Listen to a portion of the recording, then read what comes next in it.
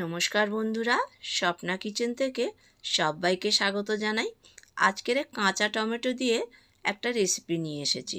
তো কাঁচা টমেটো, এখনকার টমেটো কোনো টক নেই, সব তো হাইব্রিড। ভেবেছিলাম টক হবে, কিন্তু টক হয়নি। তো এদিকে আমি কিভাবে বানিয়েছি সেটাই দেখাচ্ছি এখন। এখানে 4টে টমেটো নিয়ে নিয়েছি, কাঁচা লঙ্কা নিয়েছি, আর এখানে চিংড়ি মাছ কাটা আছে। আর আমি এই টমেটোগুলো এবার কুচিয়ে নেব পাতলা পাতলা করে। নিয়ে একটা মিক্সিং জারের মধ্যে এটা দিয়ে দেবো। আর দিয়ে দেবো কাঁচা কাঁচা লঙ্কাও দিয়ে দেবো, এর মধ্যে দিয়ে দেবো একটু নুন। দিয়ে এটা আমি ভালো করে পেস্ট করে নেব। তো এই আমার পেস্ট করা হয়ে গেছে। আর দেখতেই পাচ্ছেন বন্ধুরা কত সুন্দর হয়েছে, একদম মিহি করে পেস্ট করতে হবে। এদিকে আমি রসুন একটু কুড়িয়ে নেব। পুরো ভিডিওটি দেখার অনুরোধ রইল।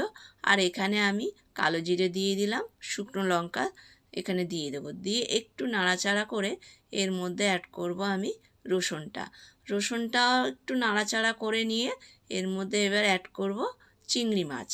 তো চিংড়ি মাছটাও দিয়ে একটু নুন দিয়ে দেবো, দিয়ে ভালো করে এখানে ভাজা করে নেবো। রসুনের সঙ্গেই চিংড়ি মাছটা ভেজে নেবো, আগে চিংড়ি মাছটা আমি ভাজিনি। তো এইভাবে হয়ে গেছে প্রায় আমার ভাজা। এরপরে আমি যেটা বেটে রেখেছিলাম টমেটোটা, সেটাই আমি এর মধ্যে অ্যাড করলাম।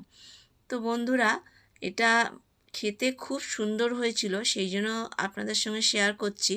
পারলে আপনারা এইভাবে একবার বানিয়ে খেতে পারেন। আর টমেটোটা যেহেতু একদম টক ছিল না, আমি একটু কালো তেঁতুল দিয়ে দিয়েছিলাম। আর দেখলাম রং হচ্ছিল না বলে একটু হলুদ দিয়েছি। দিয়ে নাড়াচাড়া করছি, এই ভেজে নিতে হবে এইভাবে। প্রায় আমার এটা ভাজা হয়ে এসছে, কত সুন্দর দেখতে লাগছে। আর গরম ভাত দিয়ে না এটা খেতে দারুণ লেগেছে। তো বন্ধুরা, ভালো লাগলে লাইক কমেন্ট শেয়ার করবেন, পাশে থাকবেন।